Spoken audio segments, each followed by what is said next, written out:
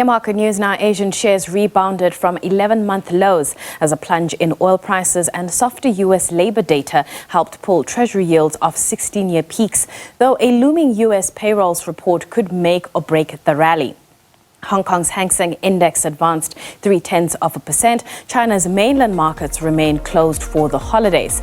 Meanwhile, overnight, the rout in treasuries took a breather after cooler than expected U.S. private payrolls reports and a 5% drop in oil prices offered some comfort to investors. Much will depend on U.S. non-farm payrolls data on Friday. Economists expect 170,000 jobs to have been created in September, slowing from 187,000 in August, while the jobless rate likely ticked lower to 3.7% from 3.8%. To give us more perspective on the markets, we are joined by Gary Boyson from Rand Swiss. Gary, thank you so much for your time. I mean, when you look at the price action that we're currently seeing on our screens, at least over the past couple of days or so, how much of that is tied to what we are seeing in the rate space? Well, I think it's just about all tied to interest rates at the moment. I was asking our investment committee this morning, what are the big moves in markets? What are the top stories? And interest rates is right at the top. China is kind of a distant second. And I think what the market is grappling with at the moment is a central bank in the US that has been very vocal about keeping interest rates higher for longer, saying that until they see a material change in the inflation outlook and the hard data, that interest rates are not going to come down. And for most of 2023, market participants just haven't believed that. They've had forecasts of inflation falling a lot more quickly than we've seen in reality. And what we've had over the last month is I suppose, a repricing to a large extent. If you look at something like the federal funds futures, which gives us a probability of let's say, interest rate cuts, there's about a 15% chance we'll see interest rates in the US a 0.25% lower by March next year. So the market is starting to price in. That number has changed recently, and the reason for that is that the market is starting to price in the fact that we could have high interest rates for a lot longer than we had previously anticipated.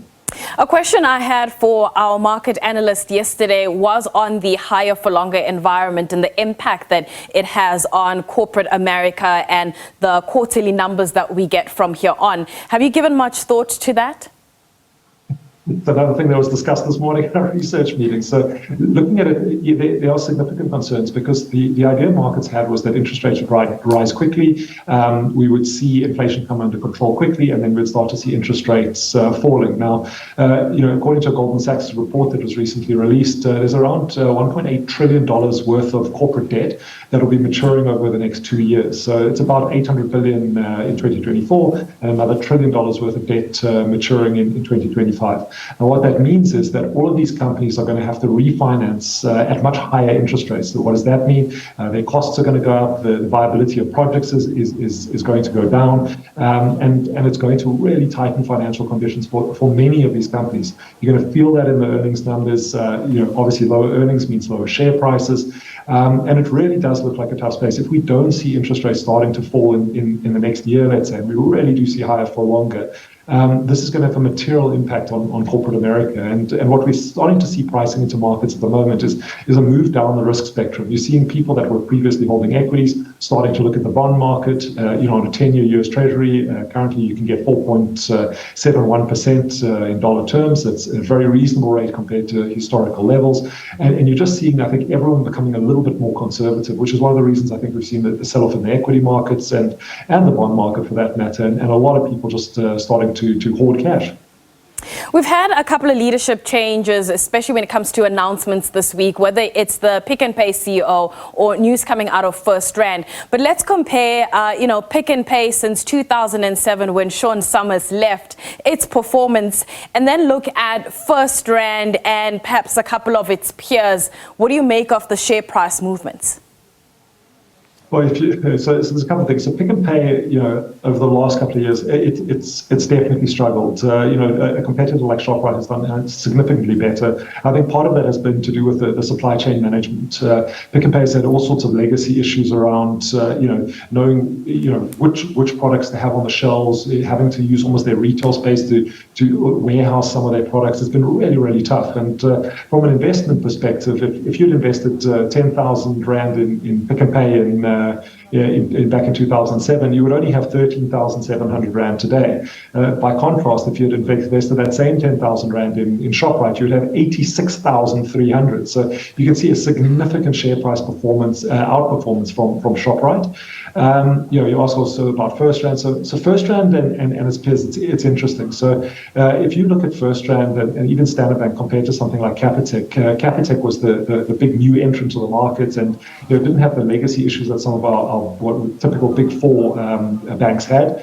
And they've perennially had high ROE, so they've had an ROE of kind of mid-20s, and because of that they could command a much higher multiple. So they were more their shares were a lot more expensive.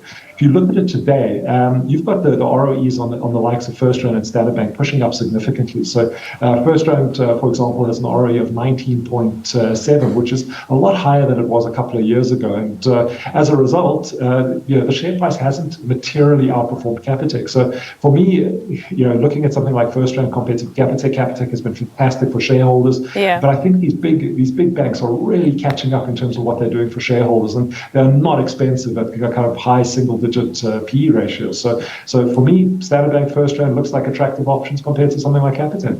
All right, Gary, unfortunately, we have run out of time. I would have liked to know if the top overall broker finds opportunities in a higher for longer environment, but I will leave that conversation for another day. That is Gary Boyson from Rand Swiss, and looking at the Rand, 19.51 to the dollar, and we are seeing that barrel of Brent crude just below $85 at 84.10 a barrel. That is it from me. We're going to take a quick break. When we come back, we'll have more news for you, so stay tuned.